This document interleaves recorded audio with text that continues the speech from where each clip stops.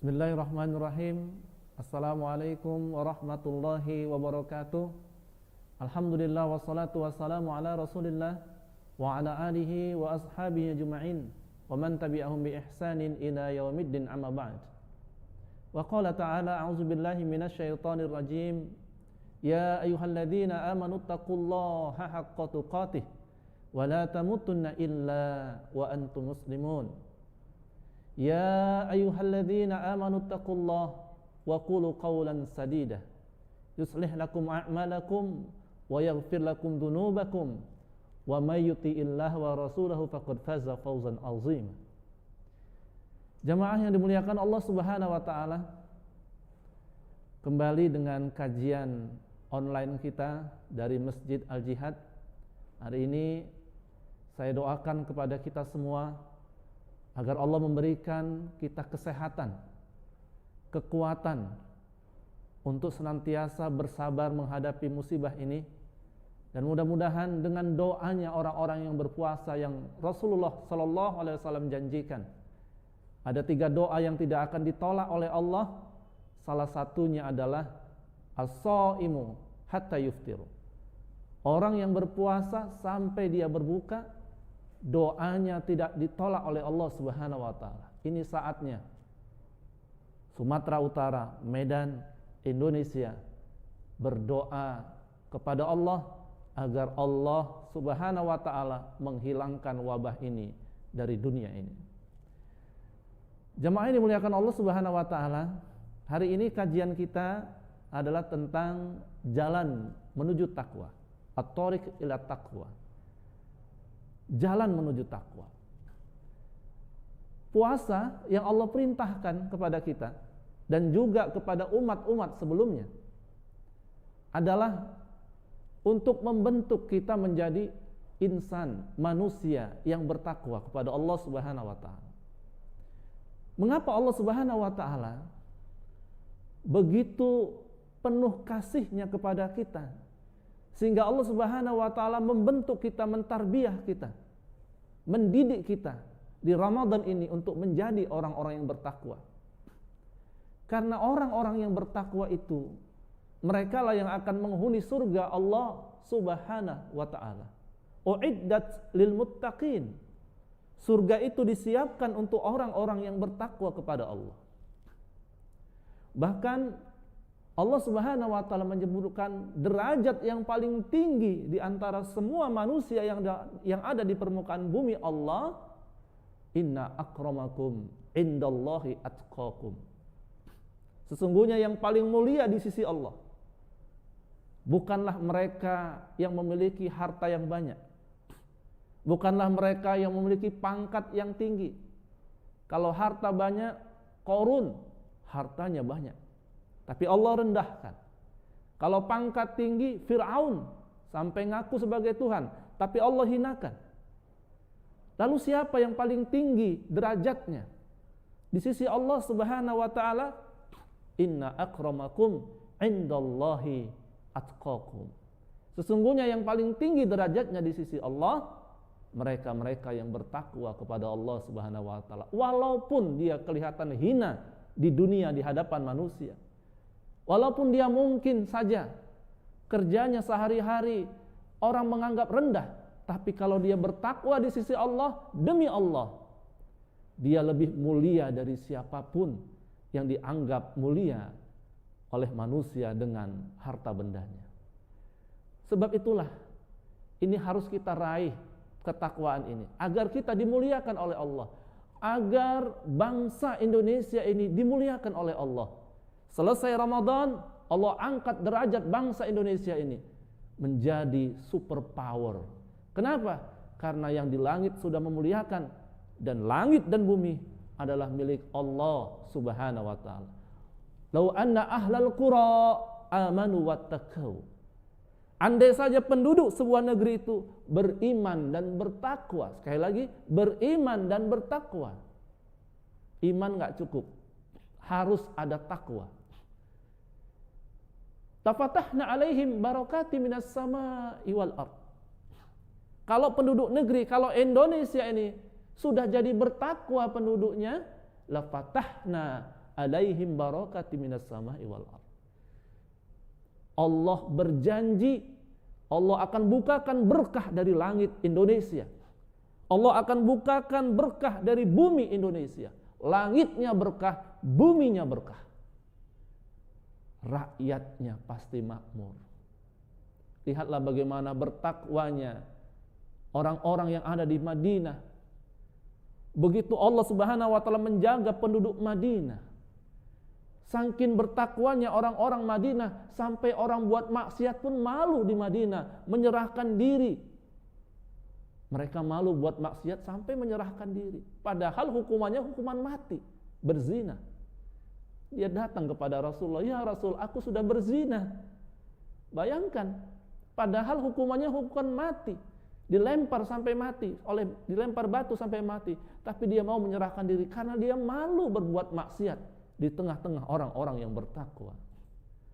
Bagaimana Umar bin Abdul Aziz, penduduknya bertakwa kepada Allah sampai orang yang punya zakat mencari orang-orang yang berhak menerima zakat susah. Kesana kemari dia cari, nggak ada orang yang mau menerima zakatnya, saking makmurnya. Kalau kita bisa lihat pada masa Umar bin Abdul Aziz yang penduduknya bertakwa, orang yang paling miskin pada waktu itu adalah orang yang punya kendaraan satu di rumahnya, kemudian uangnya kalau dijumlahkan uang kita sekitar 20 juta. Itu orang yang paling miskin itu. Sehingga apa? Sehingga Allah makmurkan karena ketakwaan. La fatahna alaihim barakati minas sama'i wal ardh. Itulah janji Allah Subhanahu wa taala, wa may yattaqillah yaj'al lahu makhraja wa yarzuqhu min haitsu la yahtasib. Siapa yang bertakwa kepada Allah, maka Allah berikan solusi dari semua kehidupannya. Ada masalah, ada solusi. Ada masalah, ada solusi. Bisnisnya punya masalah, makhraja, Allah kasih jalan keluar. Rumah tangganya ada masalah, makhraja, Allah kasih jalan keluar. Indonesia ada masalah, makhraja, Allah kasih jalan keluar. Wa yarzuqhu min haitsu la yahtasib. Dan Allah akan kasih rezeki dari tempat yang tidak disangka-sangka. Kalau rezeki yang ada itu udah biasa, tapi ini rezeki yang membuat dia terkesima, karena dia nggak tahu ternyata rezeki itu datang begitu saja. Maka mustahil orang yang bertakwa itu miskin, mustahil. Nggak ada orang bertakwa itu miskin, nggak ada orang bertakwa itu melarat, nggak ada. Orang bertakwa itu Allah cukupkan, memang nggak kaya-kaya kali, tapi cukup. Gak sampai minta-minta.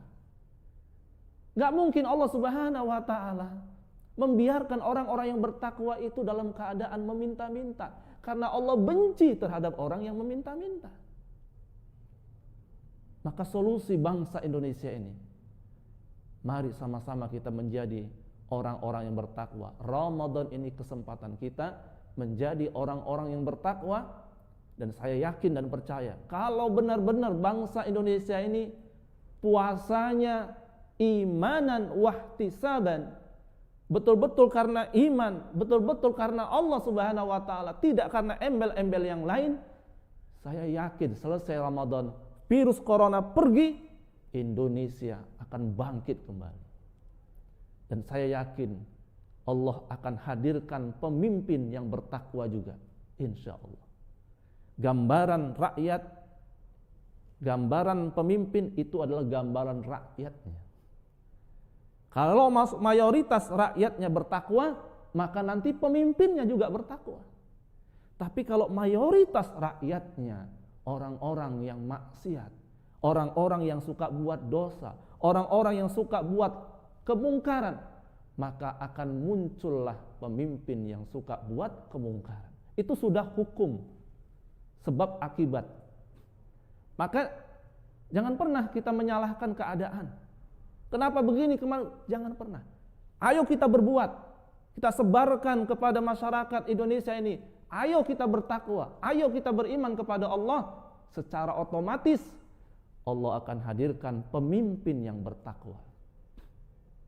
An-nas ala dini mulukihim. Ada ungkapan syair, An-nas ala dini mulukihim. Bagaimana pemimpinmu, itu adalah bagaimana rakyat-rakyatmu. Jamaah yang dimuliakan Allah Subhanahu wa taala. Begitu dahsyatnya takwa ini sampai Allah Subhanahu wa taala memberikan begitu banyak kebesaran-kebesaran, begitu banyak imbalan-imbalan kepada orang-orang yang bertakwa. Bahkan surga yang begitu luas pun untuk orang-orang yang bertakwa kepada Allah Subhanahu wa taala. Lantas apa itu takwa? Umar bin Khattab pernah bertanya pada Ubay bin Ka'ab. Ubay, ada apa Umar? Apa sih itu takwa? Kata Ubay bin Ka'ab, pernahkah engkau melewati sebuah jalan wahai Umar, yang di jalan itu banyak duri? Oh, pernah saya lewati jalan dan jalan itu banyak duri. Lalu bagaimana wahai Umar ketika engkau melewati jalan yang penuh dengan duri? Aku hati-hati supaya tapak kakiku tidak terkena duri, tidak memijak duri. Itulah takwa wahai Umar. Dunia ini seperti tempat yang memiliki banyak duri, bertabur duri, bertabur begitu banyak persoalan-persoalan yang ada di dunia ini, ujian-ujian yang ada di dunia ini. Dan orang bertakwa adalah orang yang berhati-hati di dunia ini. Kalau dia cari uang, cari nafkah, dia hati-hati. Ini halal atau haram? Ini yang saya cari ini, rezekinya ini diridhoi Allah atau dimurkai Allah? Kalau pakai baju, dia hati-hati. Ini baju dicintai Allah atau dimurkai Allah? Kalau dia melakukan apapun yang dia lakukan, dia tanya, Allah ridho enggak? Allah senang enggak?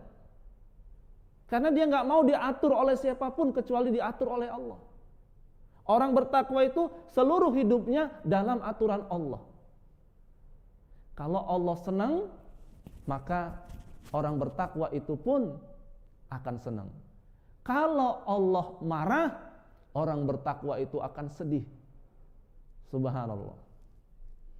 Ada sebuah cerita bagaimana ketika ada seseorang yang berbuat satu maksiat, namanya Hasan al-Basri.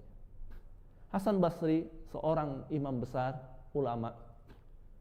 Suatu saat dia pernah bercerita, aku tidak bisa sholat tahajud selama 40 hari 40 malam. Bayangin, dia nggak bisa sholat tahajud, qiyamul lail 40 hari 40 malam. Gara-gara satu dosa.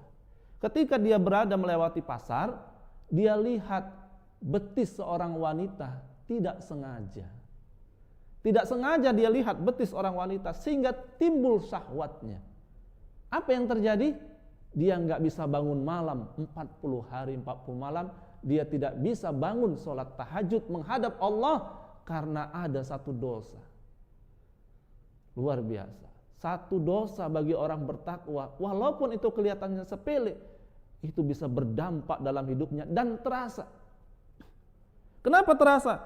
Karena begitu tipis dinding antara dia dengan Allah Subhanahu wa taala sehingga dosa-dosa itu terasa.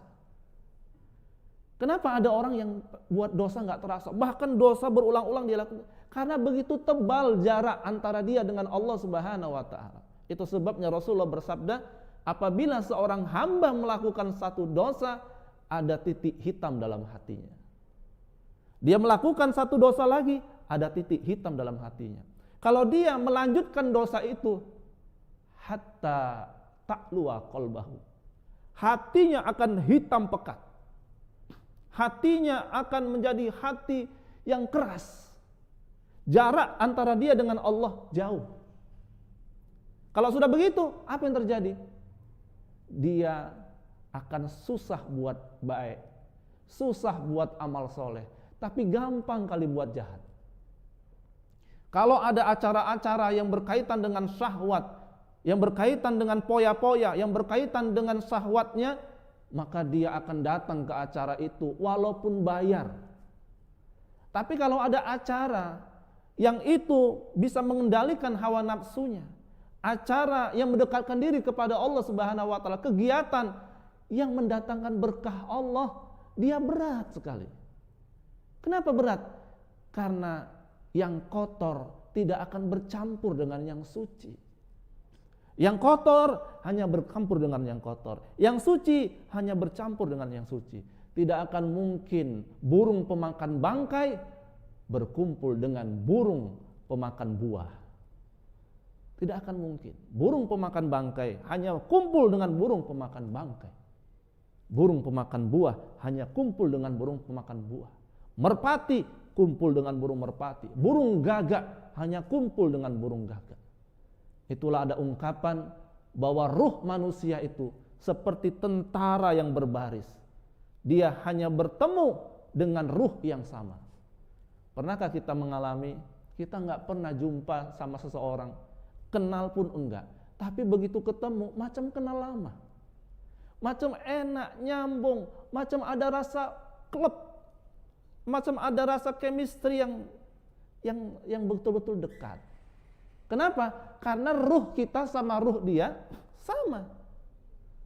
Itu sebabnya orang-orang yang bertakwa apabila bertemu sama orang bertakwa seolah-olah mereka sudah kenal lama.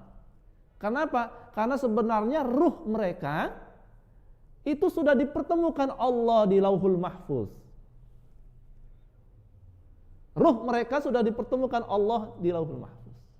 Begitu juga orang-orang yang memiliki kekafiran, keingkaran kepada Allah, suka buat dosa, ketemu sama suka buat dosa, ketika ketemu cocok dan mereka akrab. Itu ruh itu seperti tentara yang berbaris, dia hanya bertemu dengan ruh yang sama. Dan orang-orang yang bertakwa, orang-orang yang hati-hati dalam hidup ini, tidak sembarangan dalam hidup ini. Jamaah yang dimuliakan Allah Subhanahu wa taala. Lantas bagaimana supaya kita dapat takwa itu? Bagaimana supaya kita menjadi orang bertakwa?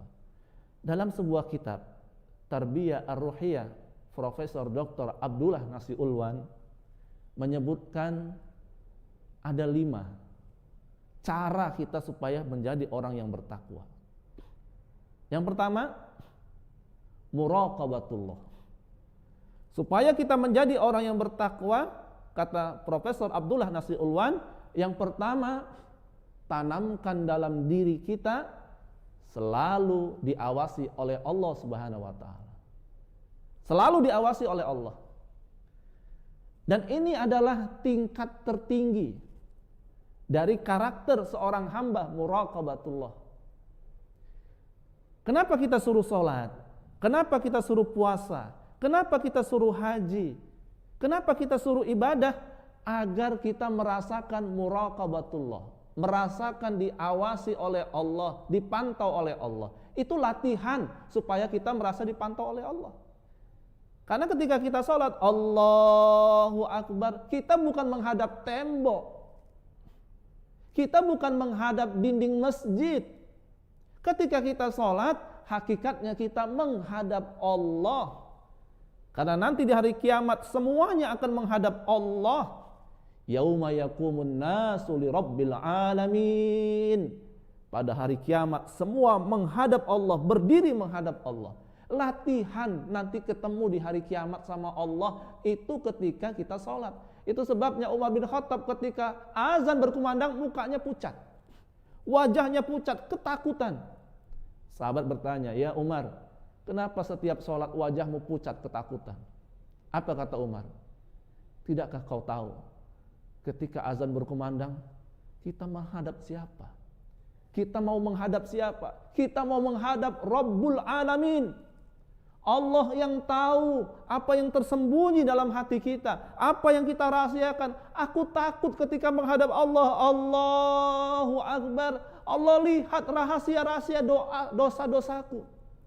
Allah lihat semua maksiat-maksiat yang kulakukan satu hari ini. Aku malu, aku takut ketika nanti di hari kiamat menghadap Allah Subhanahu wa taala. Aku menghadap dalam keadaan banyak dosa dan maksiat. Umar bin Khattab ketika azan berkumandang, hayya 'alas shalah, wajahnya pucat karena dia menghadap Allah. Makanya Salat itu latihan menghadap Allah, latihan merasakan dilihat Allah. Andai saja Quran nggak ada, kitab-kitab nggak ada, Nabi dan Rasul nggak ada yang menyampaikan agama ini, dengan muraqabatullah sudah cukup membuat kita jadi orang baik. Kenapa? Karena sebenarnya kejahatan yang terjadi di permukaan bumi ini karena manusia tidak merasakan dilihat Allah, mengabsenkan Allah dalam hidupnya. Kenapa ada orang berdua-duaan di tempat-tempat gelap, banyak nyamuk lagi, dan dia bilang aman bang, nggak ada yang lihat. Siapa bilang nggak ada yang lihat? Memang manusia nggak lihat, tapi Allah lihat. Ketika Umar bin Khattab sedang berjalan di sebuah tempat, dia melihat ada seorang anak muda yang mengembala kambing. Umar bin Khattab penasaran sama anak muda ini. Kenapa? Karena mulutnya selalu menyebut nama Allah, berzikir kepada Allah. Ini dahsyat ini anak muda ini. Pekerjaannya memang gembala kambing, tapi mulutnya mulia, berzikir mulutnya. Umar menghampiri, mau ngetes kira-kira buah dari zikirnya itu ada enggak ini. Assalamualaikum, waalaikumsalam. Wahai anak muda, ya Tuan, kambingmu banyak sekali. Ini bukan kambing saya Tuan, ini kambing majikan saya Tuan. Ya udah gini aja, saya ini butuh kambing ini. Maukah kamu jual kambing itu samaku satu? Bilang aja sama majikanmu, kambingmu dimakan serigala. Apa kata pengembala kambing ini? Tuan, mohon maaf ini, saya kan sudah bilang ini kambing majikan saya, bukan kambing saya. Kalau saya jual satu sama Tuan, memang majikan saya nggak tahu Tuan. Tapi Allah di mana Tuan? Bergetar hati Umar bin Khattab, ada seorang anak muda pengembala kambing yang masih merasakan keberadaan Allah. Allah di mana Tuhan? Memang majikan saya nggak tahu, tapi Allah di mana Tuhan? Allah tahu Tuhan. Walaupun saya jual kambing saya ini kepada Tuhan, tapi Allah tahu. Apa kata Umar? Luar biasa kau anak muda. Mulai hari ini ku merdekakan engkau dan kambing ini ku hadiahkan untukmu. Itu adalah makhraja wa yarzuqhu min haitsu la yahtasib. Diberikan jalan keluar, tidak lagi jadi budak. Wa yarzuqhu min haitsu la yahtasib. Allah kasih rezeki yang berlimpah, punya kambing begitu banyak.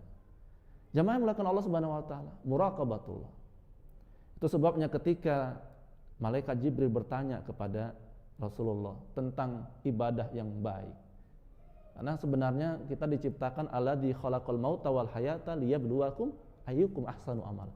Kita diciptakan untuk berlomba-lomba di bumi ini memiliki amal terbaik. Apa itu amal terbaik? Rasulullah SAW menyebutkan anta budallaha ka'annaka tarahu fa illam takun tarahu fa innahu yarak. Ibadah yang terbaik yang kita lakukan adalah ketika kita menyembah Allah seolah-olah melihat Allah, tapi kalau tak sanggup kita harus meyakini bahwa Allah melihat ibadah kita. Jadi ibadah itu kalau dilihat Allah enak, takbirnya pun enak, rukuknya pun enak. Tapi kalau ibadah nggak dilihat Allah, nggak merasakan Allah, kencangnya bukan main. Kenapa? Hanya sekedar kewajiban, penggugur kewajiban.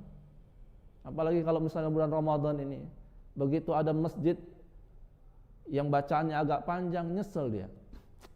Di sini pula awak sholat tarawih, enakan di sana qul huwallahu ahad. Ini satu juz pula, aduh nyesel pula. Gawat katanya. Padahal dia sedang menghadap Allah, tapi masih hitung-hitungan sama Allah. Lewat kota infak, dibuka dompet, diputer-puter. Awak kira cari yang paling besar, rupanya cari yang paling kecil, 2.000 dimasukkan. Padahal 100.000 banyak. Kenapa? Karena dia nggak merasa dilihat Allah. Coba kalau dia misalnya ketika infak itu dilihat mertuanya, uang 100.000. Dilihat mertuanya uang 100.000, dilihat Allah 2.000. Makanya uang yang paling banyak masuk surga uang 2.000. Tempatnya ada di kotak masjid. Nggak percaya cek. Uang yang banyak di neraka 100.000. Tempatnya ada di karaoke, di klub-klub, tempat-tempat maksiat. Kalau kita rubah, mulai sekarang kita rubah uang surga 100.000, uang neraka 2.000, bisa enggak itu? Yang kedua adalah mu'ahadah. ingat janji kita sama Allah. Dari awal kita mau lahir kita sudah janji sama Allah. Masih ingat enggak? Karena kita udah enggak ingat lagi, Allah ingatkan dalam Al-Quran surah Al-A'raf ayat 172 supaya kita ingat. Makanya Allah masukkan dalam Al-Quran supaya kita baca-baca perjanjian kita di rahim ibu kita. Semua kita yang di dunia ini lahir enggak akan lahir sebelum kontrak perjanjian itu ditandatangani. MOU. Jadi kita ini bisa lahir karena teken MOU. Apa MOU kita? Dan itu nanti Allah tagih MOU itu. Kita mengatakan ketika itu Allah bilang, alastu birabbikum, hei bayi, bentar lagi akan kukeluarkan kau. Alastu birabbikum, maukah kamu bersumpah nanti ketika kau lahir ke dunia ini kau menjadikan aku sebagai Rabbmu, sebagai Tuhanmu? Bala syahidna, ya Allah, aku berjanji, aku bersumpah nanti aku apabila aku lahir aku akan jadikan engkau sebagai Rabbku. Begitu sudah dipenuhi janjinya, sudah ditandatangani perjanjian itu, baru kata Allah, keluarlah. Keluar gitu. Nah, ketika kita keluar, sudah ada dalam hati kita, apa namanya? Fitrah kebertuhanan kepada Allah. Jadi fatarona alaiha. Allah Subhanahu wa taala sudah masukkan fitrah kita itu enggak bisa jauh dari Allah. Begitu kita sudah dewasa, sudah besar, otak kita sudah berfungsi dengan baik, akal kita berfungsi dengan baik. Ketika itu kita bisa membedakan mana yang baik, mana yang benar. Makanya nanti Allah akan tanya di hari kiamat. Dalam ayat lanjutannya ketika sumpah itu dilakukan, aku buat sumpah ini kata Allah supaya nanti di hari kiamat tidak ada di antara engkau wahai bayi-bayi, wahai manusia yang mengatakan kepadaku di hari kiamat, ya Allah, aku enggak tahu ya Allah. Enggak ada. Karena sudah kukasih tahu tentang aku. Makanya aneh kalau ada orang ateis itu aneh. Ya. Orang ateis itu orang yang mengingkari fitrah dirinya. Karena hati kita ini nggak bisa dibohongi. Walaupun mulut kita mengatakan Tuhan nggak ada, tapi hati kita mengakui ada Tuhan. Kenapa? Karena sudah dikasih chip oleh Allah dalam hati kita untuk Rabbunallah, Tuhanku adalah Allah. Makanya orang-orang ateis itu kalau di ruang ICU Tuhan juga disebut Allah, ya Allah. Kenapa? Udah mau mati, masih hidup nggak sebut nama Tuhan. Masih sehat jauh, mau meninggal baru disebut. Dan itu sudah terlambat. Janji kita pada Allah dalam rahim, ingat janji kita pada Allah, inna sholati wa nusuki wa mahyaya wa mamati lillahi rabbil alamin. Itu tiap hari kita ucapkan, sesungguhnya salatku, ibadahku, hidup dan matiku untuk Allah. Kita juga ucapkan janji, iyyaka na'budu wa iyyaka nasta'in. Kita hanya menyembah pada Allah, minta tolong kepada Allah, enggak mau minta tolong kepada selain Allah. Agak aneh kalau ada orang salat, kedukunnya juga lancar, itu aneh. Salatnya lancar, kedukun lancar. Padahal dia berjanji, iyyaka na'budu wa iyyaka nasta'in. Wasta'inu bisabri wassalah, minta tolong sama aku dengan sabar dan salat. Ingat janji pada Allah Subhanahu wa taala. Dengan kita mengingat janji kepada Allah bahwa kita hanya menyembah Allah, minta tolong kepada Allah, menyerahkan hidup kita kepada Allah, kita akan ikuti syariat Allah, nah, kita jadi orang murtad. Yang ketiga adalah mu'aqabah. Mu'aqabah, menghukum diri kita kalau kita melakukan kesalahan sebelum dihukum oleh Allah Subhanahu wa taala. Siapa yang menghukum dirinya di dunia, Allah ringankan hukumnya di akhirat. Maksudnya apa Ustaz? Contoh, kita tadi malam tak sholat tarawih, ya, karena malas. Begitu kita habis sahur, baru kita nyesel, astagfirullahaladzim, ya Allah, kenapa aku nggak sholat tarawih? Hukum diri kita. Hukumannya bukan dicambuk, hukumannya bukan dipukul, tapi hukum diri kita dengan amal-amal sunnah yang lebih banyak. Misalnya, kalau kita nggak sholat tarawih, kita ganti, hari ini aku baca Quran 2 juz, hari ini aku infak 1 juta. Untuk apa? Supaya diri kita itu tidak terbiasa untuk melanggar atau untuk meninggalkan amal-amal soleh. Jadi kalau orang beriman itu bukan menghukum diri karena maksiat dan dosa saja. Orang beriman itu menghukum diri kalau lalai dalam melaksanakan amal ibadah, walaupun sunnah. Dia punya kebiasaan sholat duha. Rupanya dia pada waktu itu ada tamu, sibuk segala macam, enggak sholat duha. Ya Allah, enggak sholat duha. Ganti sholat duha itu dengan amal yang lain. Apa amal yang lain?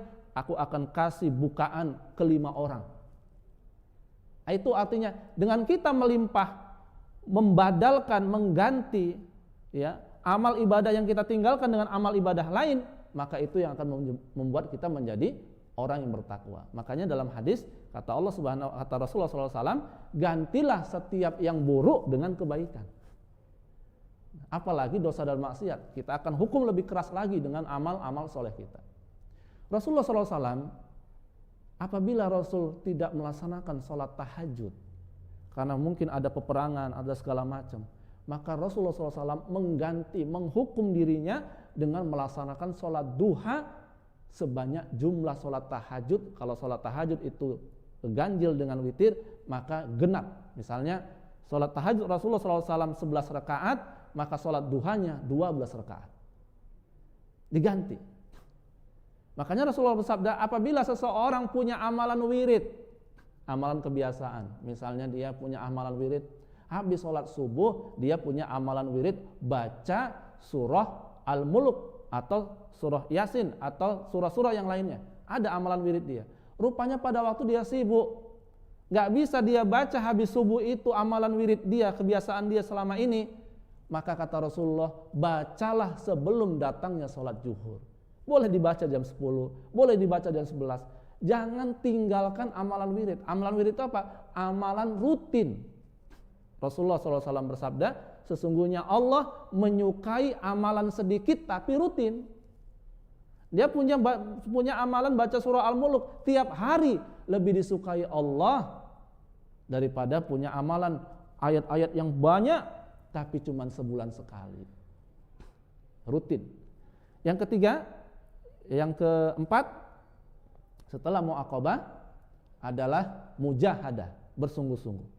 Ini akan membuat kita menjadi orang bertakwa.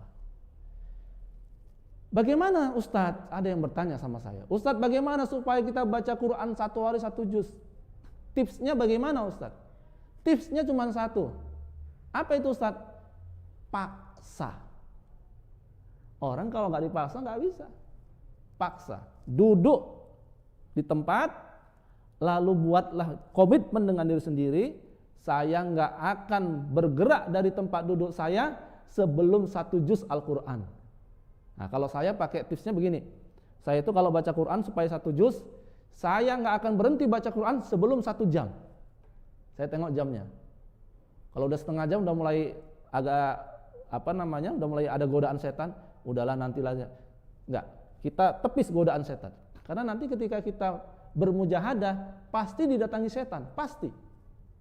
Orang yang bermujahadah bersungguh-sungguh, godaannya setan. Setan nawarin apa? Nawari santai. Contoh, kita sudah setel jam alarm mau sholat tahajud jam 3. Ya, jam 3 bunyi alarmnya. Titit. Ketika kita mau bangun, apa kata setan? Baru jam 3. Bagaimana kalau tahajudnya jam 4 aja? Kita setel tuh sambil merem-merem jam 4. Jam 4 bunyi, titit. Jam 4 tanggung kali, besok aja lah. Kau tadi pun kan capek kali banyak kegiatanmu. Udahlah subuh aja lah, tahajud. Jadi setan menawarkan kita ketika kita mulai bermujahadah. Makanya orang yang baru-baru hijrah itu setannya gede-gede. Kenapa? Karena orang yang baru hijrah, baru berubah, itu perlu mujahadah. Nah, ketika kita mampu melewati mujahadah tadi, bersungguh-sungguh tadi, Allah janji, faman jahadu fina lanahdiyalahum subulana. Siapa yang bersungguh-sungguh dan dia terus bersungguh-sungguh, Allah bukakan jalan-jalan untuk mencapai Allah Subhanahu wa taala, untuk menjadi orang bertakwa. Nah, jadi begitu kita bersungguh-sungguh, setan akhirnya putus asa. Alah, udahlah capek aku goda dia enggak mempan-mempan. Akhirnya kemudian setan putus asa, disitulah kita mendapatkan nilai takwa. Jamaah rahimakumullah, sungguh-sungguh Ramadan ini adalah seperti sebuah pasar besar. Semua dagangan laku. Bukan cuma laku, bayarnya 10 kali lipat. Kira-kira kalau ada pebisnis, dibuka sebuah pasar, semua yang ditaruh laku, bayarnya 10 kali lipat, mau nggak jualan di situ? Saya yakin kalau punya jiwa bisnis, waduh, semua barang laku dan apa yang dijual itu dibayar 10 kali lipat. Wah, saya pernah tanya sama jamaah, ibu-ibu sekalian, kalau ada sebuah pasar dibuka, kemudian jual apa aja laku, ibu mau jual apa? Ada yang bilang, ya Ustadz saya mau jual sayuran, Ustadz saya mau jual ember, Ustadz saya bilang kok jualannya kecil-kecil. Kalau saya dibuka pasar, kemudian semua jualan, saya jualan pesawat terbang. Jual yang gede, kok jual yang kecil-kecil? Orang cuma suruh ngayal aja kok payah. Ini jualan di Ramadan ini artinya apa? Semua amal Ramadan ini Allah angkut. Dan Allah ganjar 10 bahkan lebih, bahkan unlimited. Karena Allah Subhanahu wa taala dalam hadis qudsi mengatakan, sesungguhnya puasa itu li untukku. Wa ana azum bih, dan aku yang akan membalasnya unlimited. Min ghairi hisab. Tidak ada ujung pangkalnya. Terus. Makanya orang yang berpuasa ini nanti di hari kiamat gembira dia.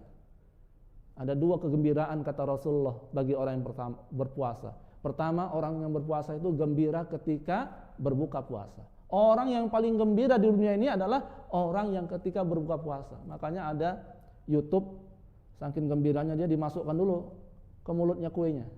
Begitu azan ditelannya. Itu salah juga itu. Ya. Itu namanya orang yang terlalu menderita puasa itu. Gembira puasa itu bukan berarti kita nyiapkan bukaan banyak. Bukan, gembira puasa itu karena dia sudah berjuang. Orang nggak berjuang ngapain gembira? Kenapa disebut gembira? Karena seperti orang yang bebas. Ya, misalnya orang sudah divonis positif COVID-19, tiba-tiba sembuh, gembira, itu dia. Hasil dari berjuangan dia itu gembira cocok. Ini puasanya cuma nonton TV, tidur, nonton TV, tidur, nonton TV, tidur. Kemudian buka gembira, nggak akan gembira. Tapi kalau ada orang yang 1 hari buat kegiatan, matanya dijaga, lisannya dijaga, telinganya dijaga, semuanya dijaga, betul-betul dia berjuang, mujahadah. Kemudian berbuka, gembira dia. Kenapa? Karena sudah berjuang. Jadi mujahadah. Kita berjuang untuk mencapai ketakwaan. Yang terakhir adalah muhasabah. Orang yang bertakwa itu akan mendapatkan takwa apabila dia suka mengevaluasi dirinya. Umar bin Khattab mengatakan, hisablah dirimu, hitunglah dirimu sebelum nanti datang hari perhitungan. Kenapa? Karena kalau sudah datang hari perhitungan, kita nggak bisa lagi memperbaiki diri. Nah sekarang ini, saya tadi sampaikan ceramah tentang baca Quran 1 hari 1 juz. Oh iya, muhasabah dia. Selama ini saya belum pernah baca Quran 1 hari 1 juz, ya Allah. Kemudian dia bertekad memperbaiki diri, baca Quran 1 hari 1 juz, masih bisa karena masih hidup. Tapi nanti ketika masuk dalam kubur, oh iya, saya nggak pernah baca Quran 1 hari 1 juz, nggak bisa lagi. Karena di kubur bukan tempat beramal, di kubur tempat membalas amal. Di dunia ini kalau kita menyesal masih bisa diperbaiki, di kubur menyesal nggak ada gunanya. Makanya banyak-banyak menyesal di dunia ini supaya nggak menyesal di akhirat. Makanya orang yang masuk kubur itu sama permintaannya. Laula akhartani ila ajalin qarib. Ya Allah, andai saja nggak sekarang matiku ya Allah. Tidak sekarang kau cabut nyawaku ya Allah. Fa asaddaqu wa akum minas solihin. Aku janji ya Allah, kalau kau hidupkan aku 1 hari ya Allah, kau hidupkan aku 1 menit, kau hidupkan aku beberapa menit saja, fa asaddaqu wa akum minas solihin, aku akan berikan hartaku ini dan aku akan jadi orang soleh.